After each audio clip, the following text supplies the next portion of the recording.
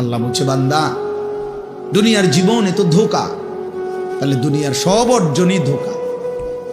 এই হাসে তো এই কাঁদে, এই রোদ তো এই বৃষ্টি, এই আলো এই অন্ধকার, এই আনন্দ এই বেদনা, এই সুস্থ এই অসুস্থ, এই বাসর এই ফাঁসি, খালাস, এর নাম দুনিয়া। ধোঁকা, কোনোটাই স্থায়ী না, কোনোটাই টেকসই না, কোনোটাই মজবুত না। এজন্য শুধু শুধু নিজেকে, আজকে আমি একজনকে বলছি যে ভাই প্রতিদিন ঘন্টার পর ঘন্টা, এক তালেব এলেমরে বলছি, নিজের ছবি নিজেই ফেসবুকে দিতেছ আর নিজের ঢোল নিজেই বাজাইতেছ, এটা সুস্থ মানুষের কাজ না, কোন স্বাভাবিক মানুষের কাজ না। যে ভাই আমার সৌন্দর্য আমিই দেখাইতেছি, যে দেখেন আপনারা আমার চুল কি সুন্দর, আমার হাঁটা কি সুন্দর, তো তোমার ঢোল তুমিই বাজাইলা।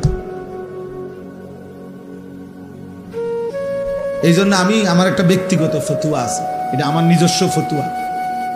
সেটা হলে যত ছেলে পেলে সেলফি তোলে, মানে নিজের ছবি নিজে উঠায়, এগুলা সব প্রতিবন্ধী। হ্যাঁ হ্যাঁ, এগুলা তারসিরা, এগুলো মূলত তারসিরা, প্রতিবন্ধী আর কি, যার কারণে নিজের হাসে নিজে হাসে, মানে হে অবাক, হের সুন্দর দেখতে, আরে সুবহানাল্লাহ, আমারে কি সুন্দর লাগতে আছে, কি আশ্চর্য, মানুষ যে আমার চিনলো না, আমি এত সাংঘাতিক লাগতে আছে আমাদের। হ্যাঁ বাস্তব, তুমি ভালো ডাক্তার দেখাও, ডাক্তার বলবে যে আপনার ব্রেনে অনেক দিন আগে সমস্যা হয়েছে, আপনি জানেন না। পরিচিত ডাক্তার যদি কারো না থাকে, আমার কাছে আছে, আমি 1 মাস হয় পাবনা বিশাল মাহফিল করে আসছি, ওইখানে আমার পরিচিত অনেক লোক আছে উপযুক্ত জায়গায় চিকিৎসার জন্য। এরপরে নাঙ্গলকোটেরও যে হসপিটালে, উনি মেন যিনি ছিলেন, উনি আমার আত্মীয়, কামরুজ্জামান সাহেব, আমার মামির ভাই, আপন মামির ভাই, যিনি মেন ডাক্তার কামরুজ্জামান সাহেব ছিলেন আমার আপন বড় মামির ভাই।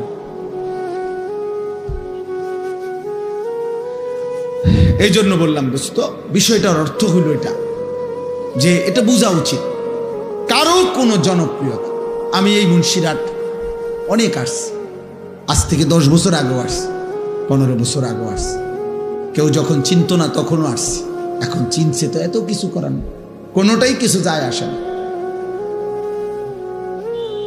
খোদার কসম, কোনোটার মধ্যে কোনো বিশেষত্ব নেই, ঈমান আমলের ভিত্তিতেই মর্যাদা, আখিরাতেই ফয়সালা হবে।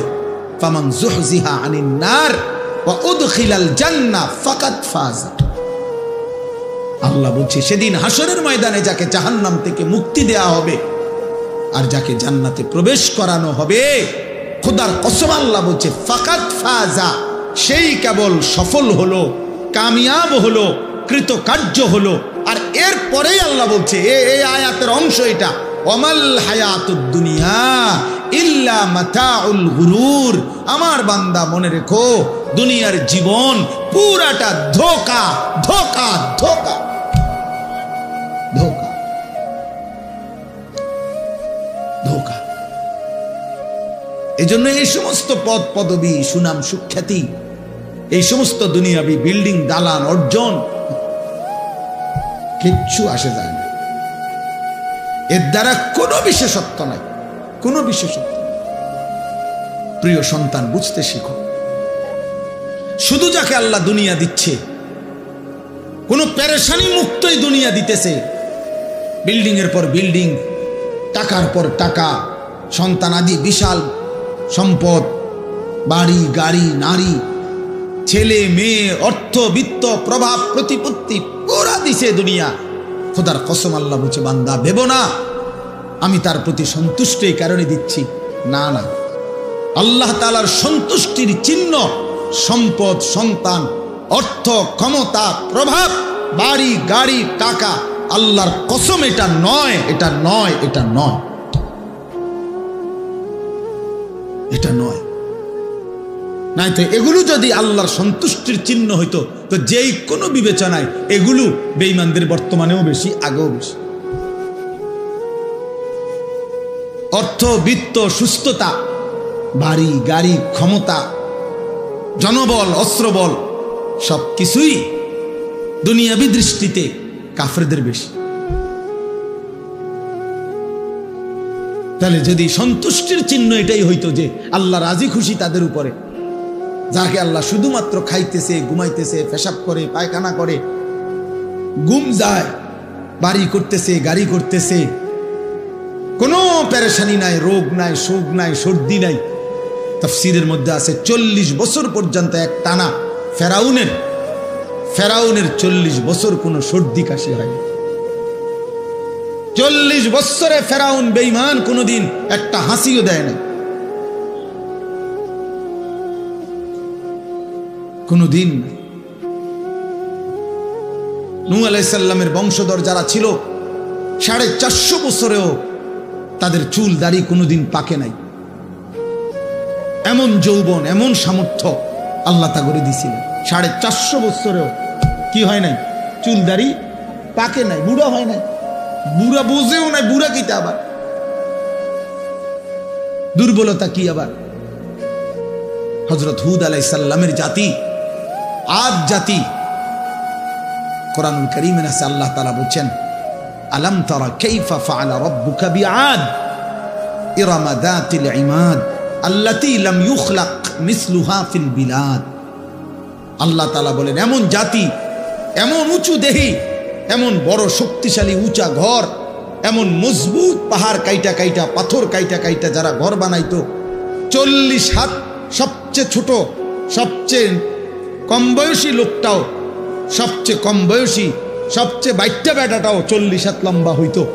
যেই জাতি, সেই জাতি আদ জাতি, যারা হুদ আলাইহিস সালাম তাদেরকে যখন ঈমানের দাওয়াত দিছে, কালেমার দাওয়াত দিছে, শিরিক ছেড়ে দিতে বলছে, আল্লাহর নাফরমানি ছেড়ে দিতে বলছে, আর বলছে নয়তো আযাব আসবে, আযাব আসবে।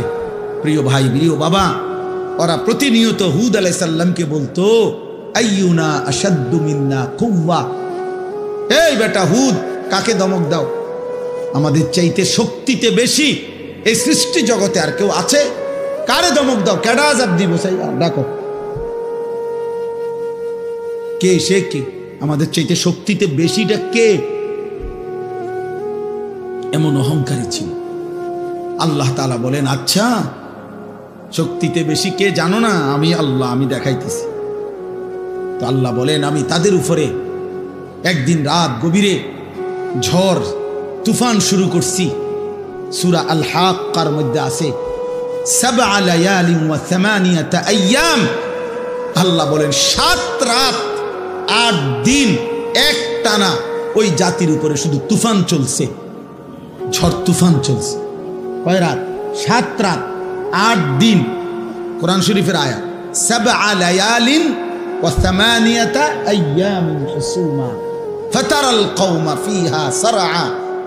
আল্লাহ বলেন 7 রাত আর 8 দিনের লাগাতার তুফানে লম্বা লম্বা খেজুর গাছের মতো মানুষগুলো আগা ভাঙ্গা, যেভাবে গাছ ভাঙ্গা পড়ে তুফানে, এইভাবে এই মানুষগুলো, আল্লাহ বলেন, কোলের বাচ্চা, পেটের বাচ্চা, ছোট বড়, জোয়ান বুড়া, নারী পুরুষ, সবগুলো এইভাবে ভাঙ্গা ভাঙ্গা ঠাস ঠাস করে জমিনে পড়ে সব ধ্বংস হয়ে গেছে।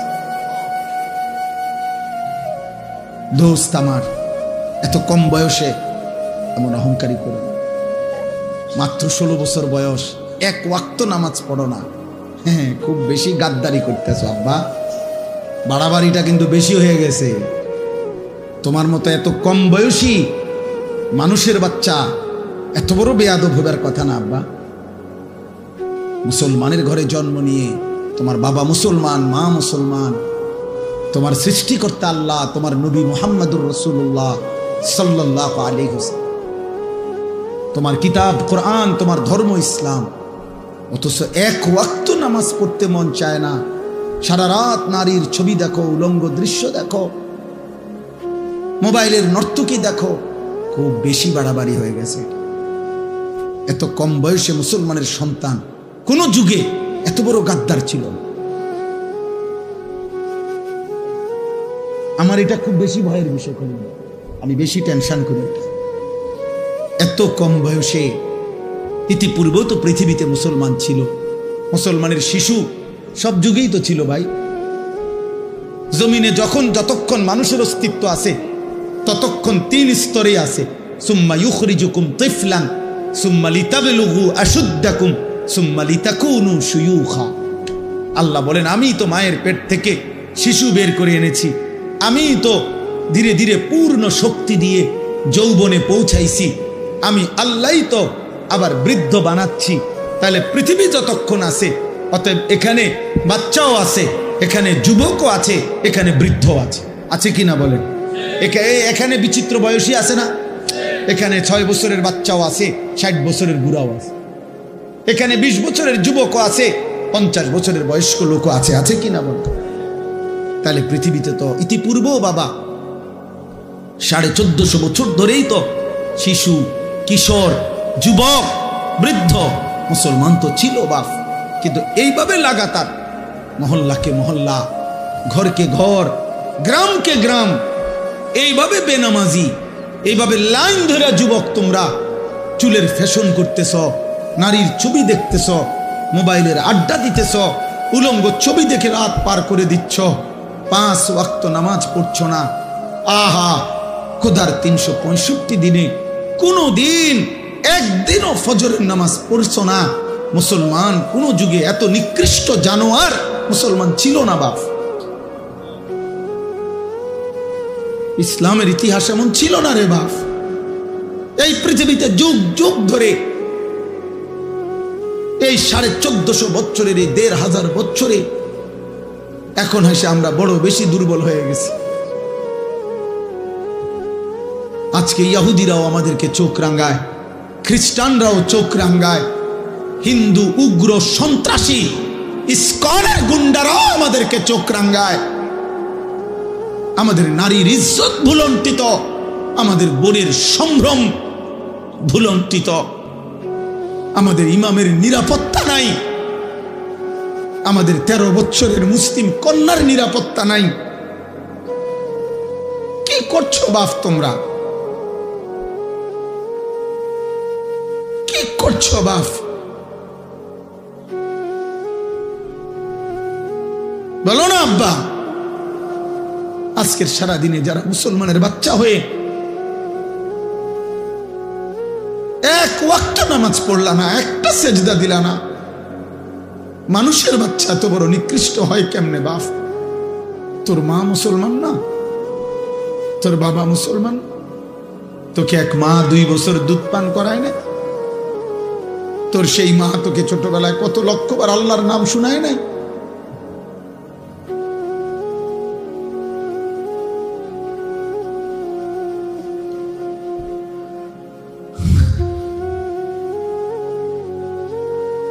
অতএব বাপ, আমি ব্যক্তিগতভাবে একজন ফেরিওয়ালা, যে আখেরাত ফেরি করি, একটু অস্থিরতা বোধ করি, বেচাইনি বোধ করি বেশি। এটা খুব চিন্তার বিষয়।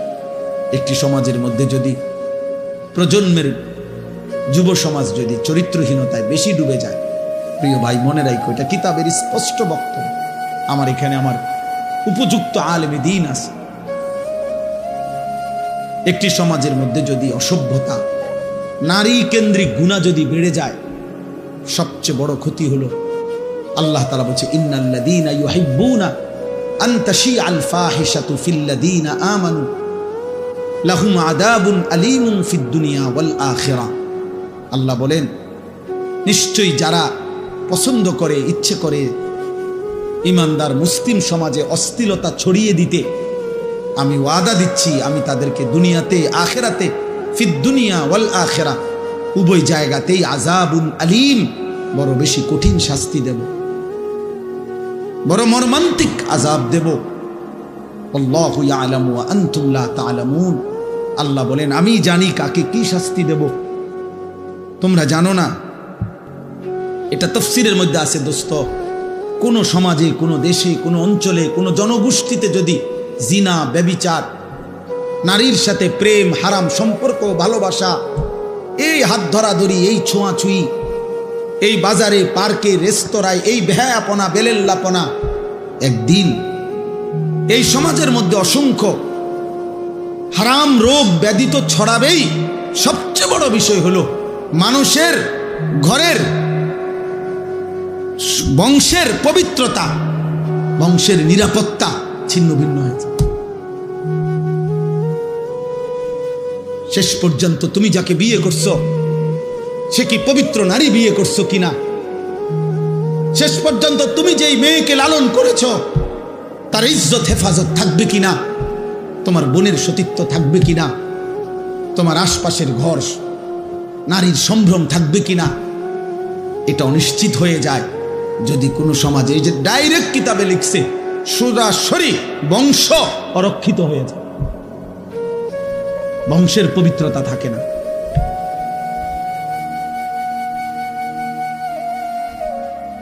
আমি অনুরোধ করছি, একটা ছেলে হলেও মনে রাখ, আমি